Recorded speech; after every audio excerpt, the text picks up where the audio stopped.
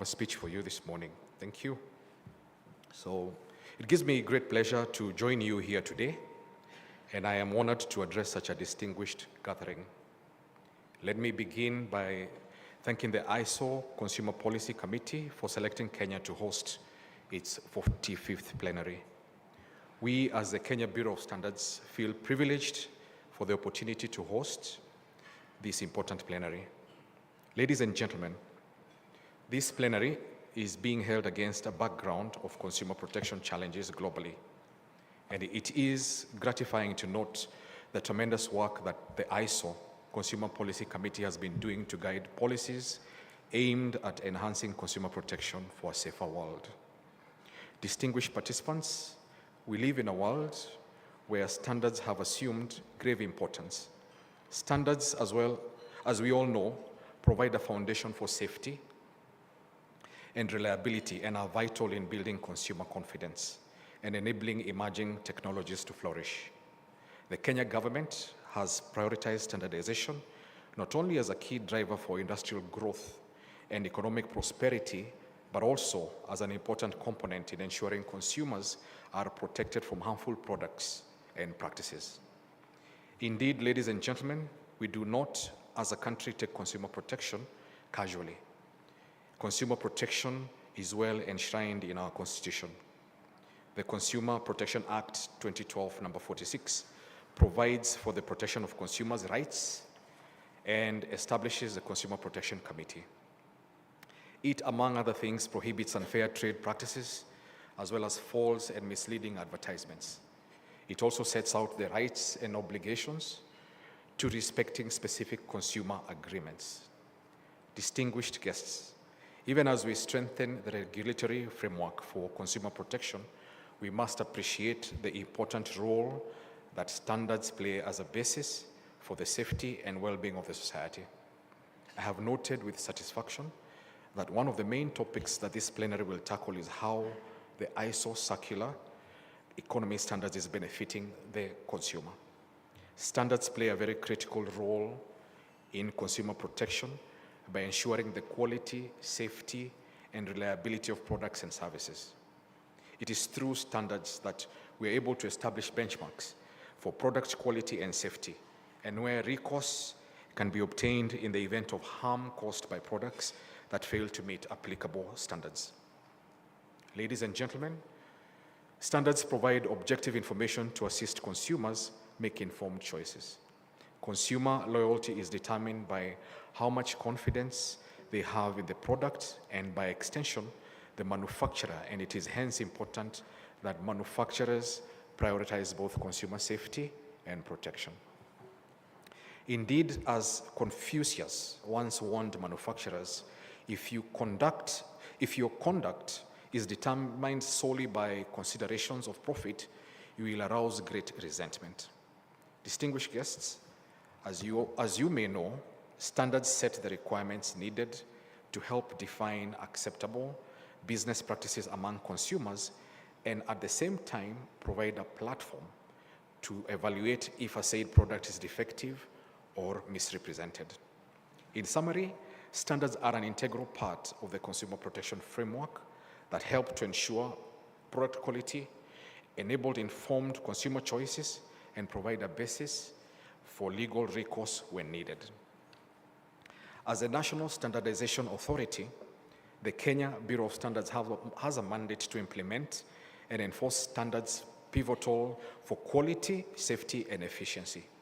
The Bureau is responsible for issuing quality certification marks like the standardization mark to indicate that a product meets quality standards as a way of helping consumers identify safe and reliable products. As I conclude, ladies and gentlemen, let me assure you of the Kenyan government's commitment to ensuring and upholding consumer protection. Through the bottom-up economic transformation agenda, the government has greatly considered consumer protection and safety, even as it exploits various factors of production to bring about an economic turnaround and inclusive ground through a value chain approach. Let me end by wishing you fruitful deliberations during the plenary. Thank you very much for your time.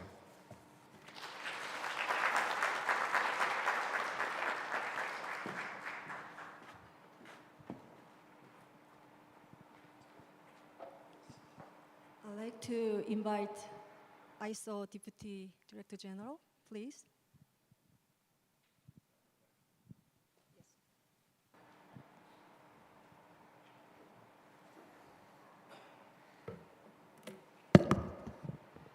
Thank you. May I have the slide change or?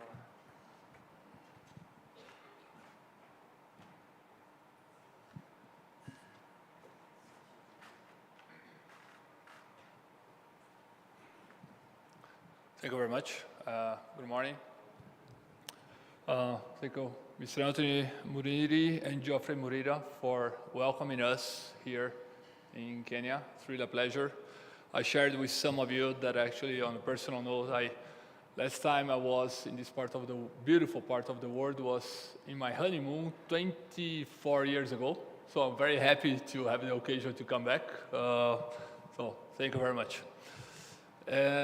So I'm very happy also to have spent the day of yesterday with you, which actually was, in addition to be a pleasure, I really found it very insightful. I learned a lot, and I really would like to share my admiration for the work that this group has been doing in advancing the consumer protection and the interests of consumers in the broader ISO ecosystem.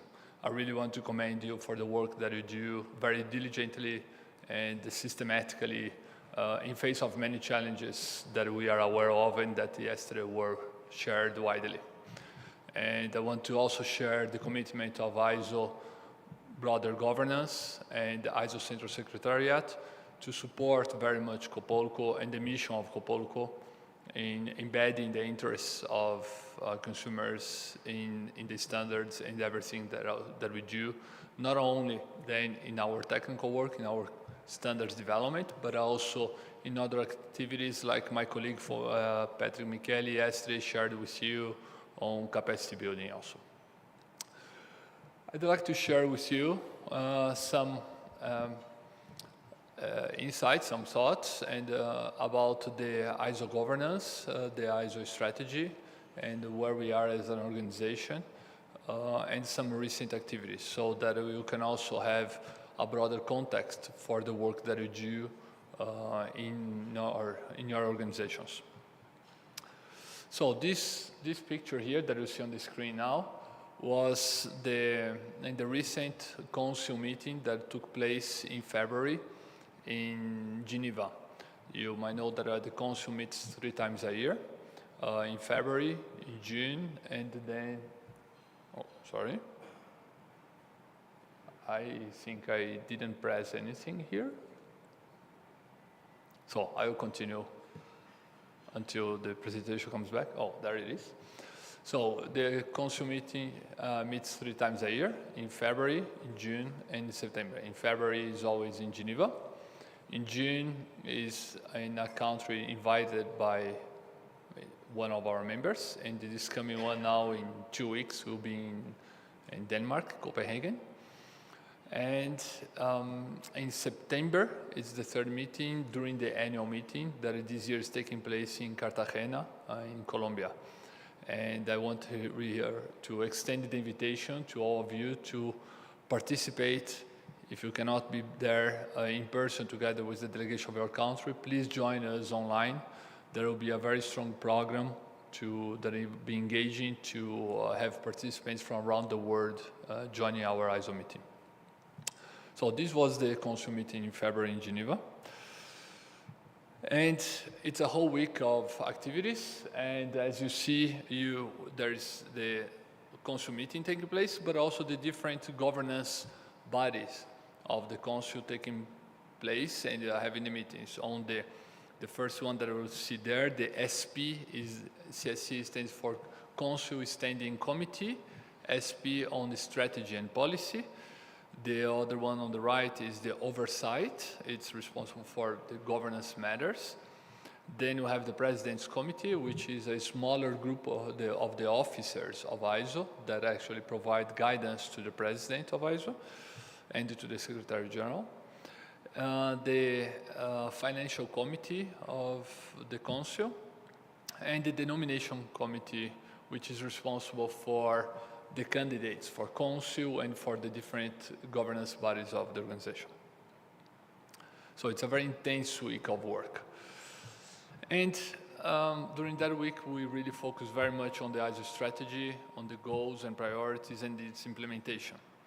And as you are aware, as most of you are aware, ISO has 3 main priorities with 6 goals. And we have, last year, the Council and the General Assembly actually has approved a 7th one, which is the red, focused on advancing environmental sustainability under the meeting global needs. And that is to recognize the very strong effort and commitment of ISO to sustainability, to standards to play a more active role in advancing the sustainability agenda, especially towards the SDGs that are expected, are important to be achieved by 2030. And we did the London Declaration in 2021, which was a commitment of ISO to embed climate science in our standards. And that has been captured now in this additional priority in our strategy. Let's move to the next slide, which is not working. Can you help me there manually? Good, thank you very much. So, there are fundamentally 3 key enablers for the successful implementation of the strategy that are on the focus on this year. The first one is the governance review, which is an exercise going on during 24-25. I went a little bit more details. The review of the ISO business model, and the continuous, and that will always be there, which is a continuous reinforcement, enablement of the ISO members. The ISO strategy will be a beautiful piece of paper and dossier in our drawers in Geneva if it's not implemented by the members. If the members are not reflecting the ISO strategy in their respective strategy, adopting programs, measures, activities to implement them on the field with their respective stakeholders and communities, the ISO strategy is just a beautiful slide deck. Actually, the action really happens with our members, and we are very conscious about that, and we work very hard to engage the members in that process. Coming to the first one, the governance review. The scope is really to address some aspects of the Council to ensure that we'll have a high-performance board. And today, we have 2 main pillars there. One is on the diversity of the Council and all the different aspects that you can address diversity. And the other is the relationship between the Council, the Technical Management Board, and the technical community. Those are the acronyms that you see there, the TMB and TC. And the collaboration with the policy committees, like COPOLCO, also CASCO, and the developing countries. The process, as I mentioned, is taking place during 2 years, in 24-25, and it's been overseen by one of the committees of the board, the oversight that I mentioned earlier. Next slide, please. So, on the business model review, this is a very busy slide. I don't expect that we read all details, but fundamentally, it's a very structured and profound work to rethink the impact of the major transformations occurring in society and the economy on the business model of ISO, which is fundamentally based on the commercialization of our copyright of the standards. When we think about, on one hand, the demands from society for having access to the content of standards, which more and more, especially when they are embedded in regulations, are considered a public good. So that creates a strong pressure on the ability of the ISO system to commercialize these standards, to commercialize our copyright. On the other hand, the digital transformation that is happening, which leads to transforming PDFs or paper standards into content, digital content, enabling the knowledge and digital economy that occurs through a possible fragmentation of the content. And if our content is consumed on a fragmented way, there are many challenges related to our ability to commercialize it the same way that I have been doing today. So both on societal aspect in terms of expectation, as well as with the digital transformation, these are two major challenges that we have for our system, and we are addressing that and exploring what are the implications and alternatives for the ISO business model. And ISO here really does not mean the central secretariat, it means the totality of the system, including the members, so that we can continue having the resources and the funding to support the work of standards development, which you know very well. It's a very expensive and resource-intensive activity. Next slide, please.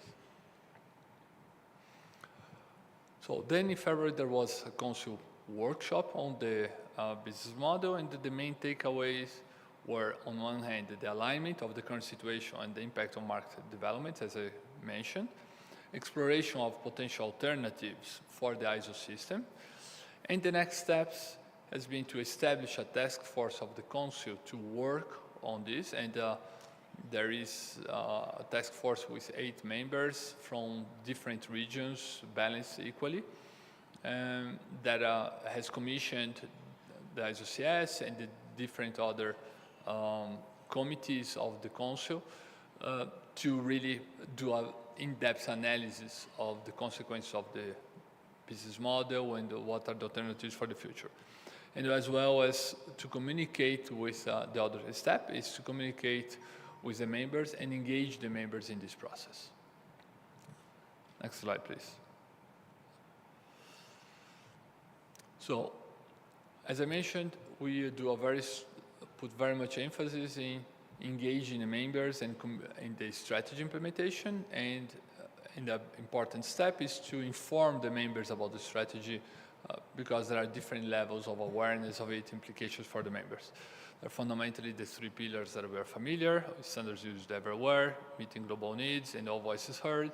In each of those, there are different projects and activities, and for that we have organized, next slide please, recently a virtual strategy cafe, and we were very pleased to have more than 200 participants participate in it. There was a relatively long workshop where people have the opportunity to share many questions, to really discuss the strategy, to have a much deeper understanding and explore the implications for their countries, for their NSPs. Next one, please. Some strategic items that I would like to go through in a little bit more detail. One is SMART. I'm sure that everyone probably at this stage, I hope, have heard about the important program that we have, which is the SMART, which stands for machine readable standards. Not only readable, but interpretable, so that machines, the algorithms, can work directly with the content of our standards. This is a very technical and busy slide, which it's on purpose that we chose this slide to highlight the complexity of this process in which we are digitalizing all the content.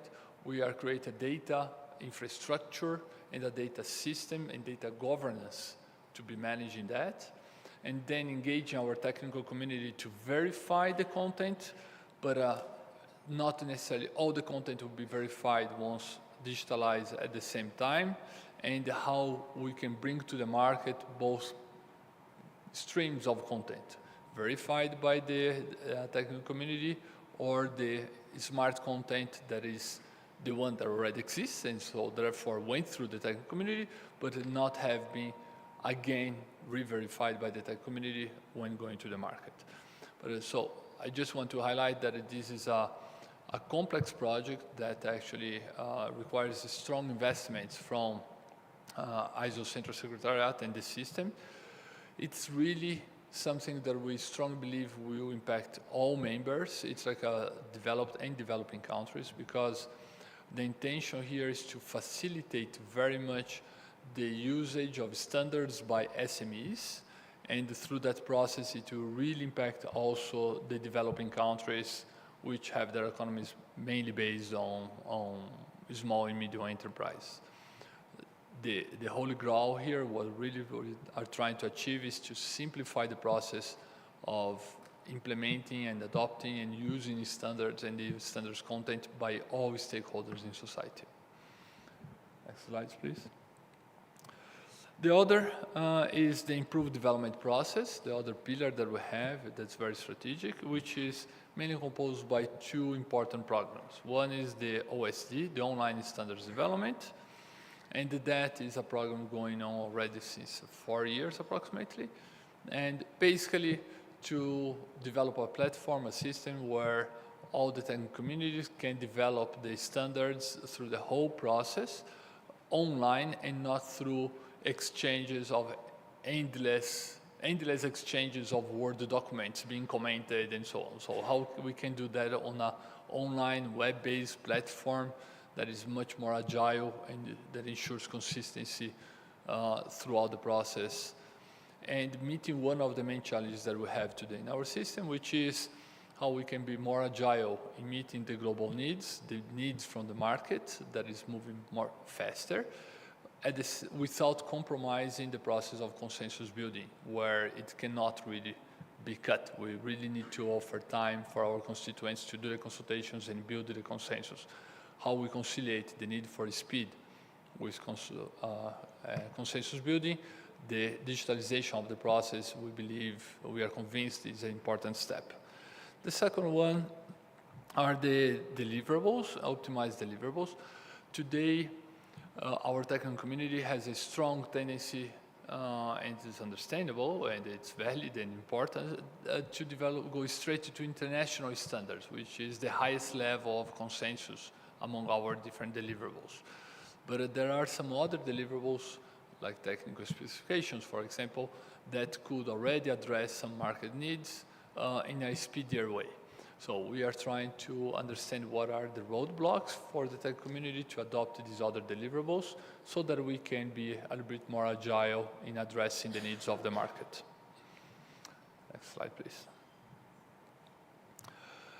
The third one is the ISO open consultation. Fundamentally, that's a process that we want to complement the bottom-up process that we have from our technical community in opening for some important topics that are very horizontal, transversal across many technical committees, to do a broad consultation of society about what are the needs for standardization, what are the expectations, and through that consultation process, we can bring that input, those insights, to the technical community, not in single technical committees, but across all the relevant ones, and accelerate, but also inform and complement the process of standards development from the technical community. By no means this substitutes or jeopardizes the autonomy and the bottom-up, autonomy of the tech community and the bottom-up process. The intention here is to complement it with a more transversal approach to obtain those insights. Thank you.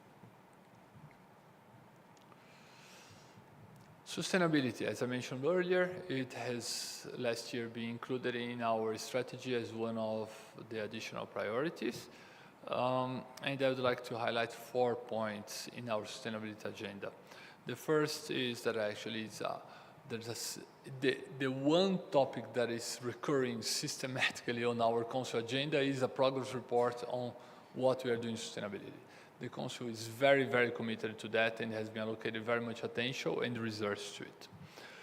As an example of activity that we did last year that is very impactful and very important, and we're very proud of it,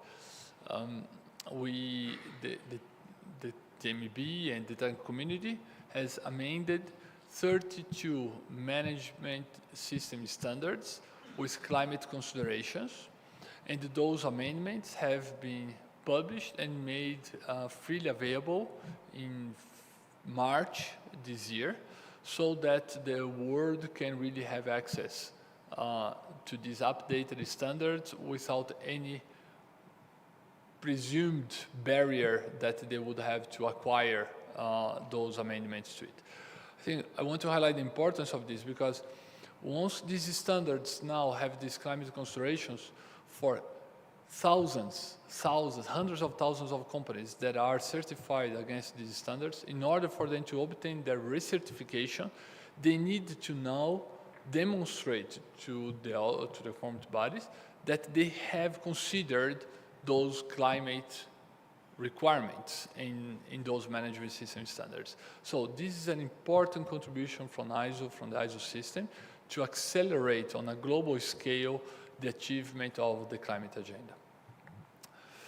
So then the TMB, the Technical Management Board, is working hard also on ensuring the coherence, complementarity of our standards with the ESG, environmental, social and governance frameworks that we probably have heard in our respective countries, especially from financial regulators, from financial institutions, and the large corporations that they have to report against.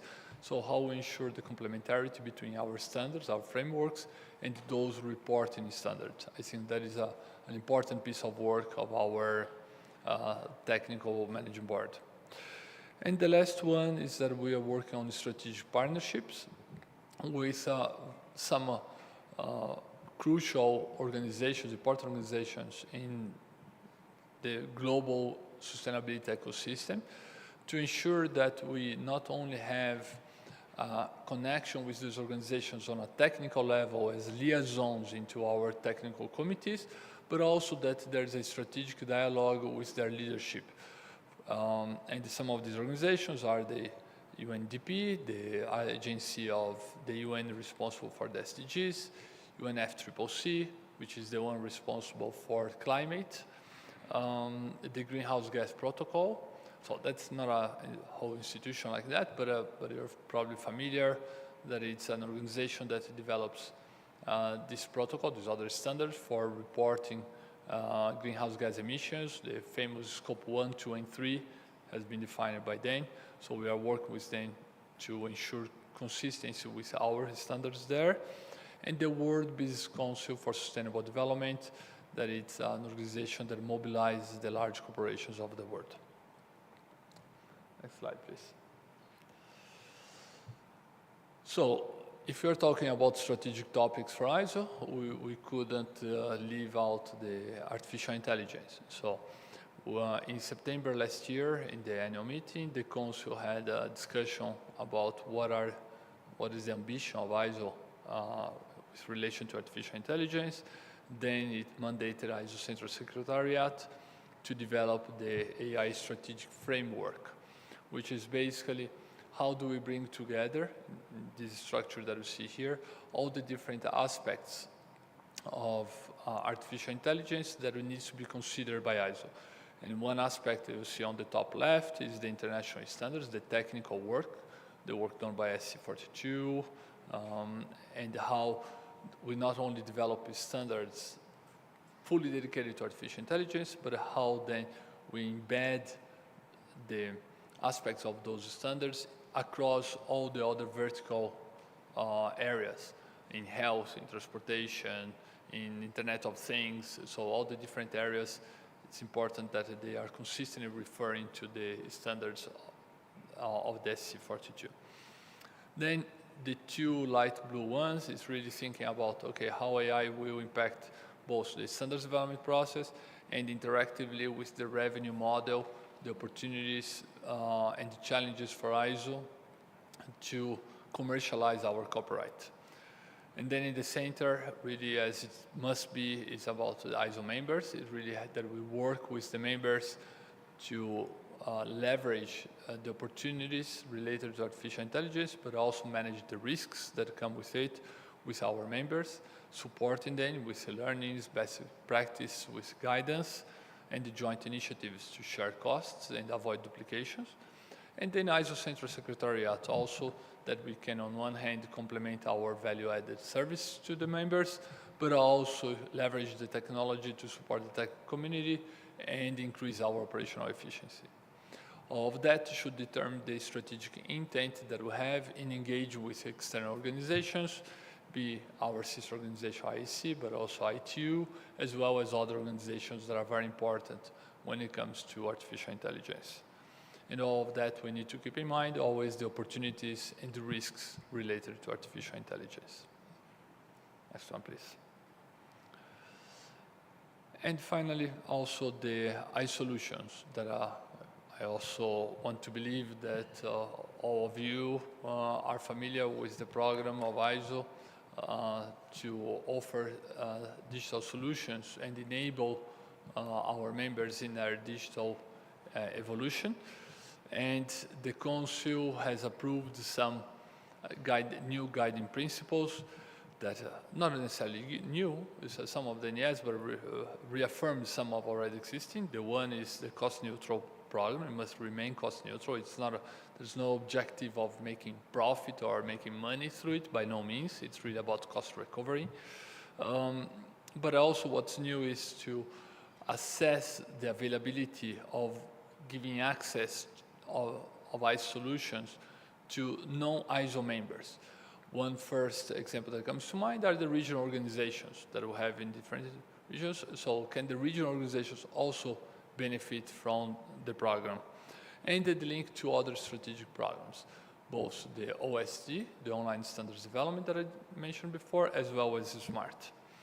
And the iSolutions program used to be under the responsibility until now of ITSAG, which is the advisory group responsible for IT. And then now it's moving under the responsibility of the Strategy and Policy Committee of ISO. And that's a very important step because it acknowledges the strategic dimension of the iSolutions program for the ISO system. Because if we want to evolve and progress in the digitalization of the ISO system, the iSolutions program has a very important role to play, and this has strategic implications for all our members for ISO as a whole. Next slide, please. Thank you very much, and I think we have a few minutes for questions. Is that correct? Thank you very much. I'm available. I'm at your disposal if there are any comments. Thank you. Thank you very much. Dr. Jeffrey Murira, would you mind I take over floor instead of you? So thank you very much, Silvio Drensky. There's a little slightly changes, but before, it's okay. I think they have many questions for you. So we'd like to take a question from floor because we don't want to miss this great chance that we had many information, key development across the ISO from Deputy Secretary General. So if you have any questions or any comments, please do so. I can see BSI, please. Thank you very much, Silvio, for this interesting and comprehensive presentation. I have just two brief questions. The online standard development system, can you just briefly comment about the continuation and affirmation of the multi-stakeholder system being continued in this online portal? Maybe you can say whether they consider any ways and to make sure that online standard development will be the convener or chair will be enabled to tell who is participating. I think particularly of the consumer voice that is underrepresented, but this may be an opportunity to increase the consumer voice given this opportunity, but we have to ensure that it is recognized. And a second brief question, I would be interested in, it's very good you have the MSS. 32 of the management system standards offered for free. I was just interested in the uptake of this by everyone in the time since March. Have you any idea of the uptake as it's free? Thank you. So, thank you very much, BSI, Sadie, for the questions. On the OSD, I can absolutely confirm that consumers, stakeholders actually, if anything, they'll be favored by this process because it enables very much the adoption of technologies that will greatly reduce barriers of language, for example. So, and we believe, and as it was also shared yesterday by our colleagues here from Brazil, from BNT, the importance that the language barrier represents. So the OSD does not change the process. The TMB has requested from the beginning that it should not be a review of our directive through the back door, by no means. It's like it really is about how do we reflect and bring the process from the traditional way to offer an additional alternative, which is the online web-based platform. So there's no change to the directives, no change to the rights and obligations of conveners, leadership of the technical community to engage multi-stakeholders in the work, specifically consumers in this case. And we actually strongly believe that it will reduce those barriers. As for the second one, so I don't have the concrete numbers about the MSS pickup, but I did receive a feedback from the team that they were very positively surprised about how that was well received. The concrete numbers that I have is about the net zero guideline that I actually, you might remember, the IWA 42 that was published 2 years ago, which was also made freely available. That is the most downloaded document in ISO history ever. It's like in this period of, in a period of 2 years. It's like there were 16,000 downloads of it, which is unheard of compared to any other. It's much above the ISO 9001, any other one. So, and that is the combination of the importance of the subject with making it freely available. These numbers can be, sometimes we need to be also knowledgeable about it, that it can be misleading because once it's freely available, different people might be, it's like actually just downloading and then do nothing with it, right? It's like actually, it's like there are so many downloads that whether people are using it or not, or they're just having a look, and but that fulfills the objective that we want, which is the position of ISO, contributing to informing our stakeholders, providing a reference, unified reference globally about the transition towards net zero. And the amendments of the MSS being freely available come in the same direction, how we can support the world in accelerating the transition to net zero. So I don't have the concrete number of the MSS, but the feedback I had was that it was very positive, and the IWA has been the most downloaded documents in the past 2 years. Thank you. Any other questions? Please, Anek. Thank you very much. Jens Henriksson, representing the European Consumer Organization for Standards. I have sort of an elaborate, first of all, I should say thank you for your presentation. It was sort of quite inclusive and telling a bit about the future for ISO. But one thing that I sort of would like to know a little bit more about is sort of this this pilot project on open consultation process that how does that go together with sort of ISO being more effective and speedy standard processes and so on?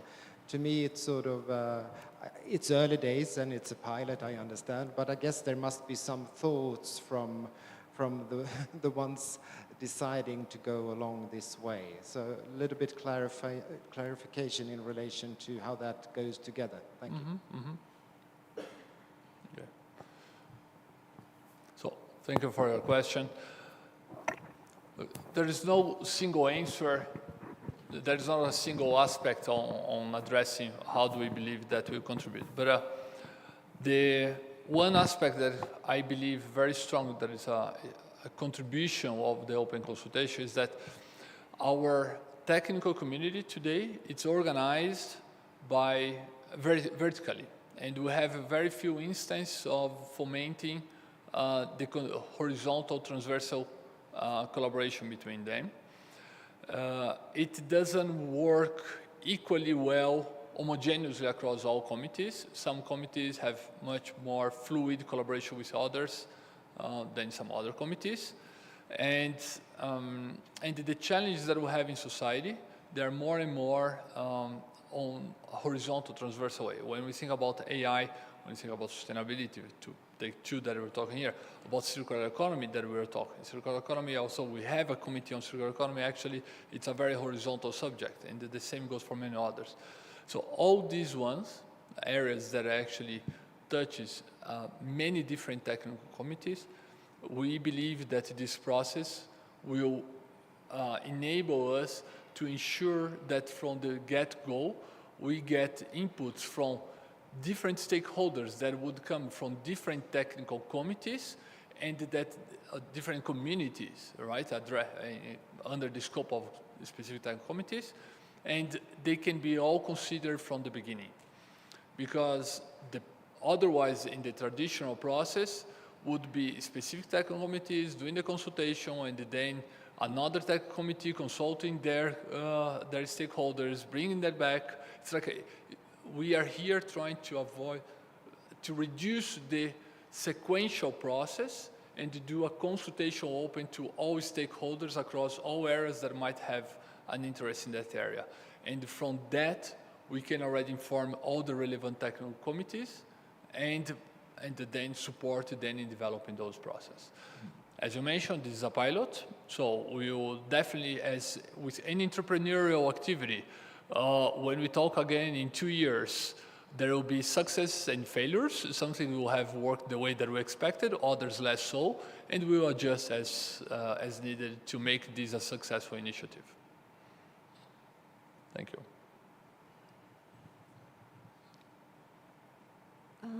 Any other questions? And also, Adrian, any other questions online? No questions online.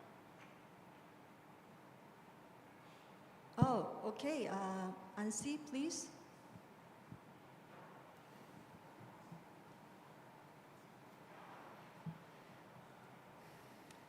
Thank you. In your first couple slides, you talked about the governance review and the business model review. How does all of this impact COPOLCO, CASCO, DevCo? Do we fit into all of these discussions?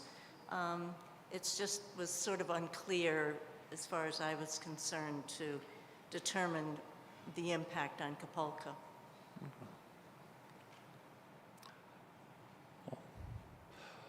I have a strong confidence that it impacts positively, actually, because the focus, one of the focus there is about the diversity, is about actually how do we ensure it's like actually that all voice heard, and the board, the council of ISO went through an exercise last year of training, of discussions, where it was acknowledged that the diversity is important not because it is important just because from a moral standpoint, but it does contribute to the performance of an organization, contribute in this specific case to the council of and to the governance of ISO. So, and the council wants then to address, are we well equipped in terms of the diversity? It's like, do we have all the skills and the voices and that it needs to be represented in the governance of the system, and not only at the council, but across the different instances of it. And as we have seen, at least you know that very well, but as I could see yesterday, it's like we know that in the ISO system, the representation of consumers is well below what we I think all in this room believe where it should be. So I have strong confidence that this process will lead to increasing, to mechanisms to increase the representation and voice and participation of consumers in the overall governance of ISO. Now, how COPOLCO is participating in it? Through the participation in the Council. I think that is, COPOLCO is represented at the Council. Some of the Council members are very, very close to COPOLCO. It's like in different countries, and some of you might know your respective CEOs and you know who I'm talking about. Some of them are really strong fans and supporters of COPOLCO and the consumer voice. And I have witnessed myself also those discussions about the governance that there were references about it's important to keep the PDCs involved in it and the different communities that they represent. I have to say that I'm very optimistic with that. I think you'll have some good representatives there that are looking forward to defend the interests of the PDCs.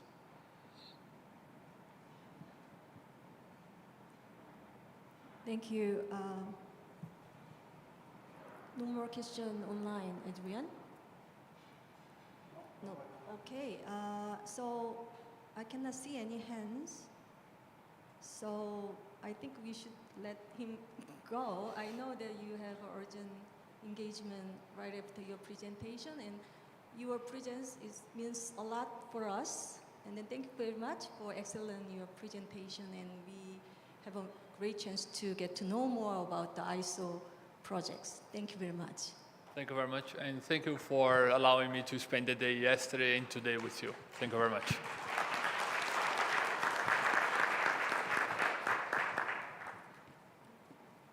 I should do self-introduction of myself, so you don't mind, okay? Yes, still, we didn't open plenary officially, so little changes, but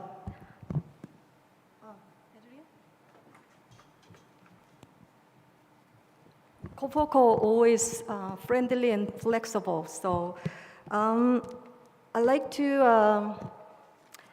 I prepare this. I like to express my gratitude to Kenya Bureau of Standards, CAPS, for hosting the 5th COPOLCO plenary. And I deeply appreciate ISO Deputy General, Secretary General. And above all, my special thanks to previous COPOLCO chair, Sadie Dentons, for her dedication and contribution during her terms. And also my special thanks to Dana Kissinger for long years of dedication to COPOLCO. The previous chair, Sadie Denton, and she's busy right now, COPOLCO team manager, Dana Kissinger. I believe without them, without their efforts, COPOLCO would not be the same today. So I really appreciate them very much.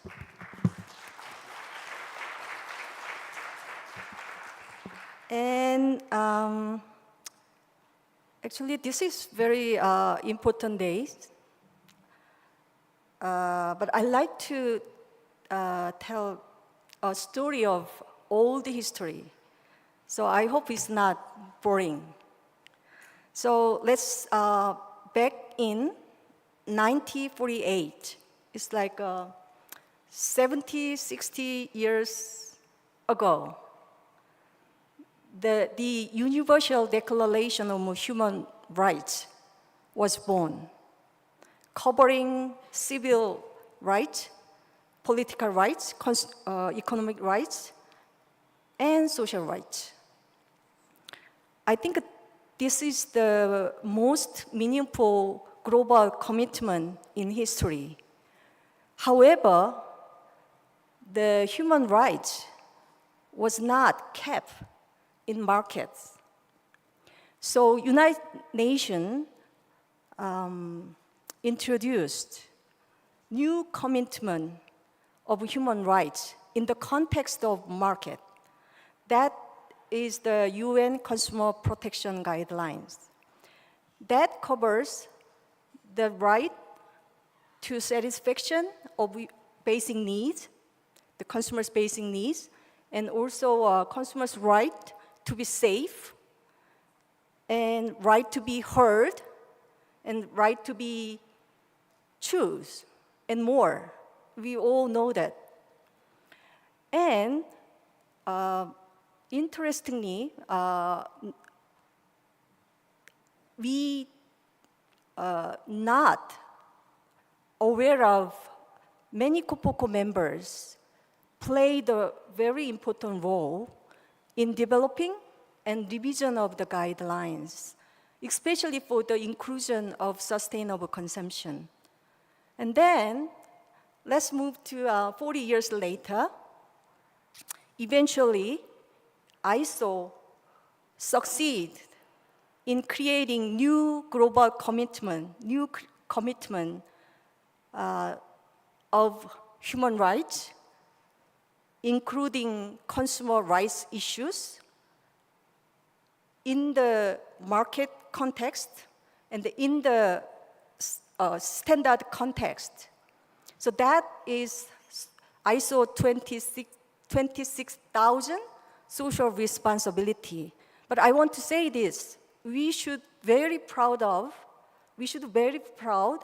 that COPOLCO is the one initiated social responsibility international standard development. In 22, just like a plenary, 24th plenary workshop, the theme was social responsibility, corporate social responsibility. And at the plenary, at the time, members decided to promote international standard development of social responsibility. And then last 10 years and 15 years, COPOLCO was working so hard to address consumer right issues outlined in ISO 26000 and also detailed sustainable consumption in 26000. So we want to ask question, what is the next COPOLCO policy agenda for consumer protection? What is going to be our next international consumer protection initiatives? So I hope that we can explore together that question. And also digitalizations and global supply chain changes is outfacing consumer protection policies and regulations. So what should COPOLCO effectively protect consumers? So that's also a question that I want to discuss with you. So I expect that plenary that we have a very interactive and active discussion. Thank you so much.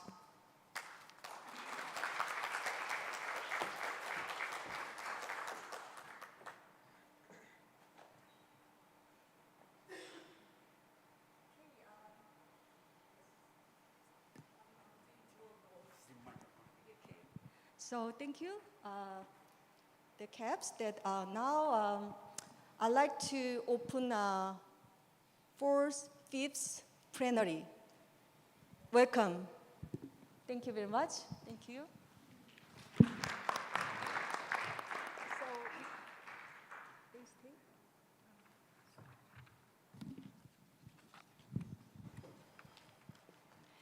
Thank you. Before we begin, I'll just make a few announcements, and we will have a quick review of the Code of Ethics and do a roll call, and I'll announce the Resolutions Committee. So quickly for the housekeeping, Breaks will be just outside the room. Lunch is in the main restaurant. And the washrooms are just to the left and down the hall a little bit and again to the left. Okay, so I will move on now to the Code of Ethics.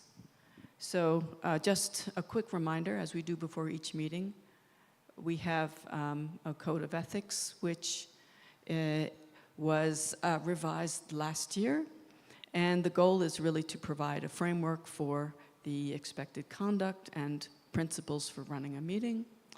And I think most of you are familiar with the basic principles already, but I'd just like to emphasize some of these. So to behave ethically and to promote